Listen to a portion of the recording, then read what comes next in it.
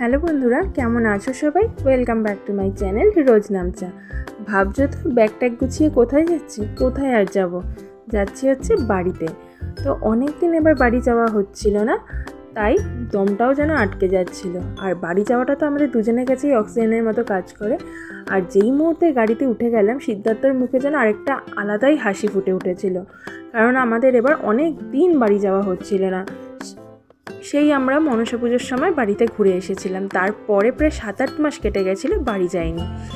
আর তারপরেই দেখো পৌঁছে গেছিলাম হচ্ছে রংপুরে। মাঝখানে আর কিছুটা সময় ভিডিও করতে পারিনি, কারণ আমার নিচে নামার সময় ওপর থেকে অনেকটাই কষ্ট হয়, শরীরটা খারাপ লাগে, তাই আমি রেস্টে নিচ্ছিলাম। তো রংপুরে পৌঁছানোর পর সিদ্ধার্থ বললো চলো কিছু খেয়ে নিই, যেহেতু তার জন্যই তখন তোমাদেরকে এই জায়গাটা দেখাচ্ছিলাম। আর এই জায়গাটা হচ্ছে সেই জায়গাটা যেখানে বন্যাটা হয়েছিল। আর তারপরে একটা বাঙালি রেস্টুরেন্টে চলে গেছিলাম। আর সেই দিন যেহেতু আমাদের ভেজ ছিল, তার জন্য আমরা একটা নিরামিষ হোটেলই খুঁজছিলাম। তো দেখো হোটেলের এন্ট্রান্সটা কি সুন্দর, আর ভেতরটাও কিন্তু খুব সুন্দর করে সাজানো। আর ও চলে গেছিলো হচ্ছে ওয়াশরুমে। তারপরেই দেখো রেস্টুরেন্টের ভেতরে ঢুকেও গেলাম, ঢুকে খাবারও অর্ডার দিয়ে দিয়েছিলাম। আর ততক্ষণে বাইরেটা তোমাদেরকে ঘুরে দেখাচ্ছিলাম। তাহলে এক ঝলক তোমরাও আমার সাথে বাইরেটাকে ভালো করে দেখে নাও।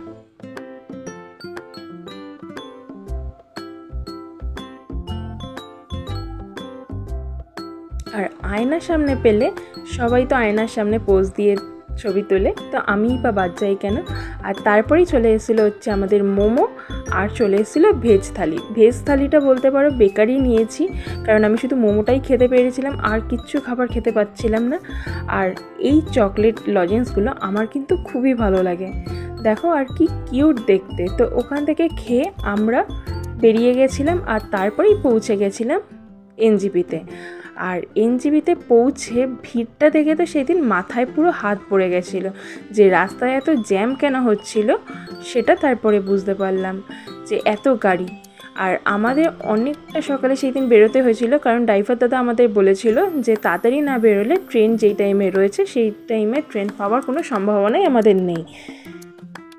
আর আমরা সেই দিন তাড়াতাড়ি বেরিয়েছিলাম অবশ্য, কিন্তু ড্রাইভার দাদা নিজেই আস্তে আস্তে জ্যামে পড়ে যেহেতু গেছিলো, তার জন্য অনেকটা সময় নিয়ে নিয়েছিল। আর সিদ্ধার্থ তো দেখো ট্রেন দেখে খুশি হয়ে গেছিলো যে ট্রেনটা ঢুকে গেছে, কিন্তু আমরা পুরো একদম টাইমে পৌঁছেছিলাম ছাড়ার 5-10 মিনিট আগে। আর একটুখানি দেরি হলেই আমাদের ট্রেনটা মিস হয়ে যেত সেই দিন। আর আমাদের সেই দিনের ট্রেন ছিল বন্দে ভারত, দুপুর 3টে। আর ভিড়টা দেখতেই পাচ্ছ তোমরা, ঢোকার পরে লাগেজ রাখার পর্যন্ত জায়গা ছিল না, এতটাই ভিড় ছিল। আর যাই হোক ঠিক টাইমে ট্রেনটাও ছেড়ে দিয়েছিল, আর তারপরে দিয়ে দিয়েছিল হচ্ছে পেপার।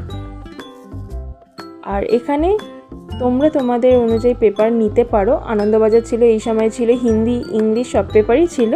তো আর আমি সেই দিন সিদ্ধার্থকে খচাতে লেগে গেছিলাম, কারণ হচ্ছে এখন গালটাও টিপে আমি ওকে ভয় দেখাচ্ছিলাম। এই পাশে যেই আঙ্কেলটা রয়েছে, আঙ্কেলটার মাথায় ওপরে ব্যাগ রাখতে গিয়ে পুরো ব্যাগটাকেই ফেলে দিয়েছিল। তো সারা ট্রেনে তো আমি এটা নিয়ে ওকে খচিয়ে এসেছি, ওনার ছেলেকে যদি উনি বলে তাহলে কিন্তু তোমার হবে।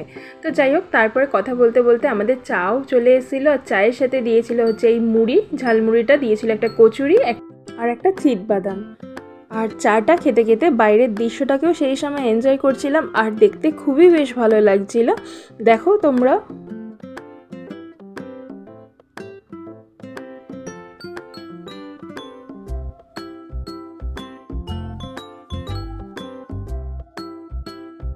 আর সন্ধেটা নেমে আসার পরে আবার আমি চায়ের জন্য বলে দিয়েছিলাম, আর এবার কিন্তু 20 টাকা করে নিয়েছিল সেকেন্ড চাটা। আর সেই দিন ট্রেনে এতটাই বেশি ভিড় ছিল আর এতটা ক্যাওয়াস ছিল যে মাথা জাস্ট ধরে যাচ্ছিল, মানে কন্টিনিউয়াসলি কিচিরমিচির চলছিল। আর সিদ্ধার্থকে এখান দিয়ে বলেছিলাম তুমি আমাকে চাটা বানিয়ে দাও, আর এটা তো ট্রেনে উঠলেও সব থেকে বেশি ভালো লাগে এই জিনিসটা করতে। তো ওর কাজে লেগে গেছিলো, আর তারপরে আমাকে চাটা বানিয়েও দিয়ে দিয়েছিল। আর তার কিছুক্ষণ বাদেই চলে এসেছিলো আমাদের রাতের খাবার। আর রাতের খাবারও এবারে জানি না কেন একটুও ভালো ছিল না। আমি কোনো রকম একটু ভাত ডাল খেয়েছিলাম, আর আমরা যেহেতু ভেজ নিয়েছিলাম ছিল পনির, সাথে একটা ভাজা দিয়েছিল, আর দই দিয়েছিল, আর লাস্টে দিয়েছিল হচ্ছে 2টো মিষ্টি। তো যাই হোক তারপরে খাবার কমপ্লিট করে 10:35-এ নেমে গেছিলাম হাওড়াতে। ওখানে আমাদের গাড়িও চলে এসেছিলো। আর হাওড়া স্টেশন থেকে যখন বেরোচ্ছিলাম, এইটা নতুনই করেছে দেখে মনে হলো। আর দেখতে কিন্তু বেশ সুন্দরই লাগছিল, চারিপাশটা গাছ লাগিয়েছে, নতুন করে কিছু এঁকেওছে, সেগুলো বেশ ভালো লাগছিল। আর তারপরে দেখো পৌঁছেও গেছিলাম আর বাড়িতে চলেও এসেছিলাম। আর এখনও পর্যন্ত যারা যারা আমার চ্যানেলটাকে সাবস্ক্রাইব করোনি তারা সাবস্ক্রাইব করে দিও। আর ভিডিওটা যদি কিছু ভালো লেগে থাকে তাহলে একটা লাইক শেয়ার করে দিও। আজকের জন্য টাটা, দেখা হবে নেক্সট ব্লগে। সবাই ভালো থেকো, সুস্থ থেকো।